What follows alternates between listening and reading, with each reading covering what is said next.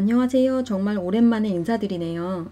자주 업로드를 해야 하는데 늦어져 정말 죄송합니다. 오늘 함께 하실 작가는 한 번쯤은 들어보셨을 이름인 벨라스케스입니다. 먼저 벨라스케스에 대해 알아본 후 그의 주요 작품들을 감상하시겠습니다. 벨라스케스는 스페인 세비야에서 태어났습니다. 이곳은 스페인 남부지방인 안달루시아의 중심 도시로 당시 스페인에서 가장 인구가 많은 도시로 한창 잘 나가던 시절이었습니다. 그런데 사실 이 당시 스페인 자체는 15세기 말 신대륙을 발견해 그곳의 풍부한 자원으로 16세기 말까지 전성기를 누리다 17세기부터 쇠퇴의 길을 걷기 시작하던 때입니다. 그리고 벨라스케스는 이런 시대적, 지리적 배경하에 자라났습니다. 그럼 벨라스케스는 어떻게 그림을 그리게 되었을까요? 벨라스케스는 어릴 적부터 그림에 재능을 보였던 것 같습니다. 벨라스케스의 아버지가 아들의 그림을 보고 그 지역의 화가인 프란시스코 데 에레라 밑에서 공부하게 하였습니다. 하지만 벨라스케스가 이곳에서 오래 있었던 것은 아니고 아주 잠깐 동안 있다가 12살 때 세비야에 존경받는 화가인 프란시스코 파체코의 작업장에서 공부하게 되었습니다. 당시 파체코의 작업실은 세비야 최고의 지식층들이 드나드는 곳이었는데요.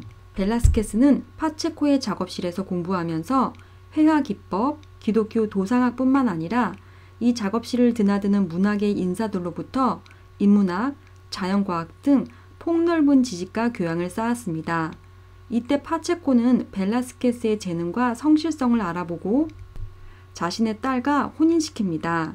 그리고 21살 때쯤 세비야에서 서서히 명성을 얻기 시작합니다.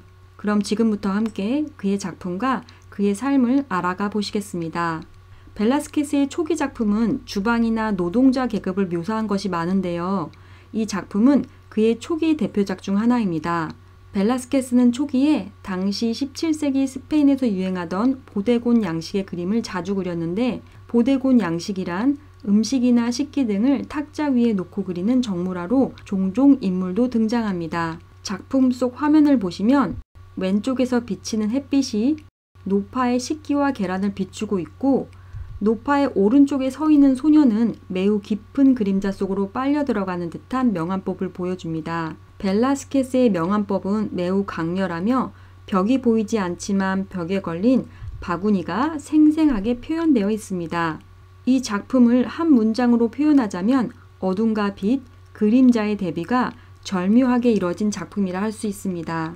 세비야에서 명성을 쌓아간 벨라스케스는 스페인 왕 펠리페 4세가 즉위한 지 1년이 지난 1622년 왕실의 후원을 얻기 위해 마드리드를 방문합니다.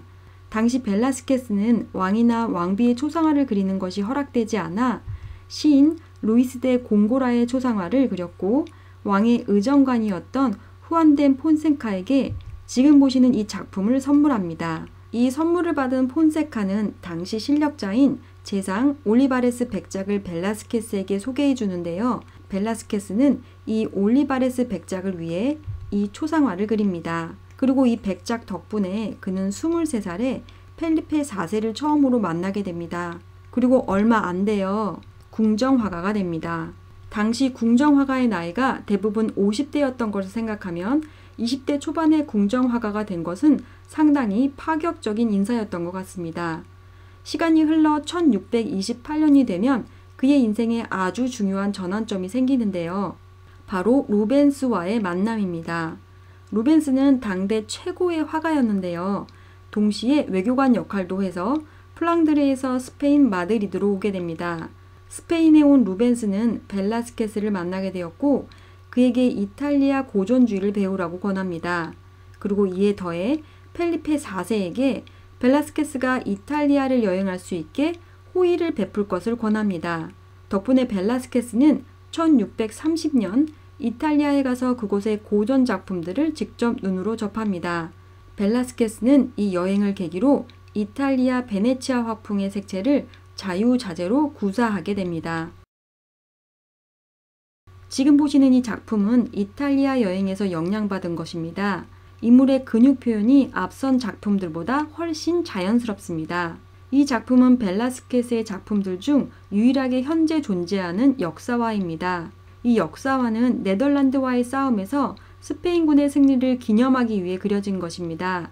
그림을 좀 더 자세히 보면 브레드란 도시의 열쇠를 네덜란드 군대가 스페인 군대에게 주는 장면입니다. 그런데 사실 이 작품은 이 승리가 있은 후 10년이 지난 시점에서 그려진 것이고 잠시 휴전 중이던 전쟁이 펠리페 4세가 즉위한 후 다시 시작되게 되었습니다. 게다가 이 시기는 스페인이 경제적으로 쇠퇴하기 시작하던 때였기에 이 그림을 외국 대사관들을 접하던 방에 두어 스페인의 영광을 보여주고 싶었던 듯합니다.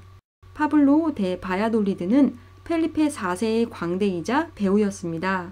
배경 없이 묘사된 인물은 당시로서는 볼 수 없었던 정말 파격적인, 혁명적이라고 표현할 정도로 인상적인 작품입니다.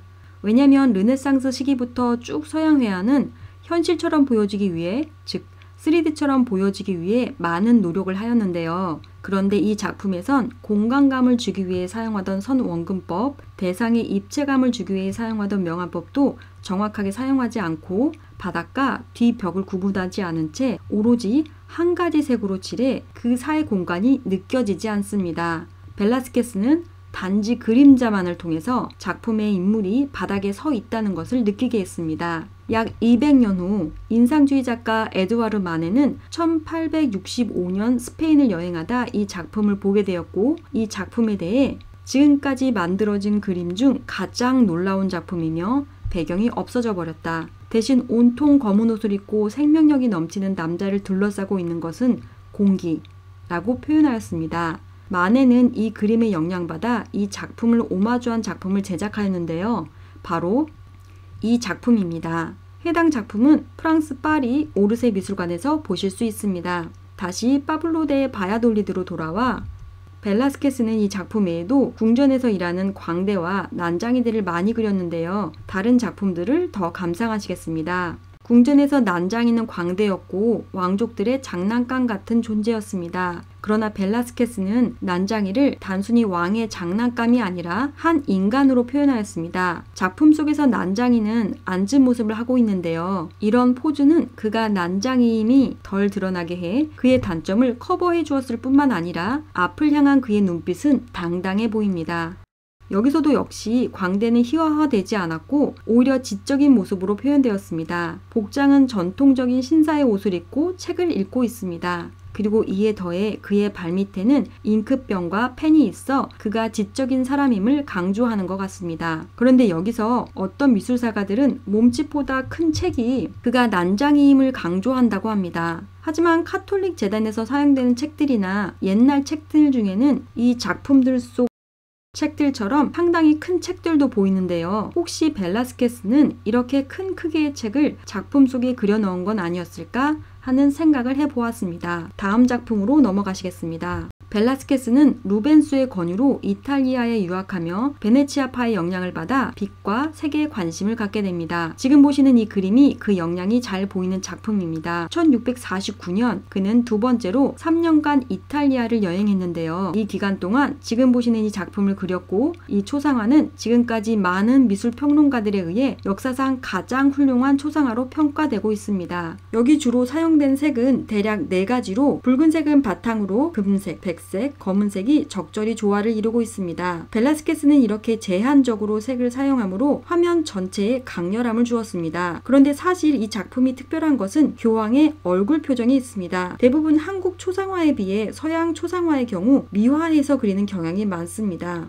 지금 보시는 오른쪽이 태양왕 루이 14세가 환갑이 넘었을 때 그려진 그림이고 왼쪽은 조선시대 송시열의 초상화로 그의 나이 70대에 그려진 그림입니다. 보시는 것처럼 송시열의 초상화는 나이를 가늠할 수 있게 깊게 파인 눈가와 이마의 주름, 희끗희끗한 수염을 볼 수 있습니다. 하지만 루이 14세의 그림을 보면 전혀 60대의 나이를 가늠할 수 없이 매우 젊어 보입니다. 다시 벨라스케스의 작품으로 돌아가 보면 여기 표현된 교황 교황의 모습은 전형적인 서양 초상화와 달리 별로 의화돼 보이지 않습니다. 그림 속 교황의 모습은 매우 신경질적이고 까칠해 보입니다. 그리고 사실 실제 교황의 성격 역시 예민하고 까칠했다고 합니다. 이 작품은 몇백 년 후 20세기 영국의 작가 프란시스 베이컨에 의해 이렇게 재탄생됩니다. 베이컨은 옛 거장들의 작품에 관심이 많았는데요. 특히 티치아노, 렘브란트, 프란시스 고야, 그리고 벨라스케스의 작품에 관심이 많았습니다. 그러나 베이컨은 실제 작품을 보는 것보다는 그림과 관련된 다양한 자료들을 이용하였습니다. 이 그림 역시 직접 본 곳을 그린 것이 아니라 이 작품과 관련된 자료를 바탕으로 그린 것입니다.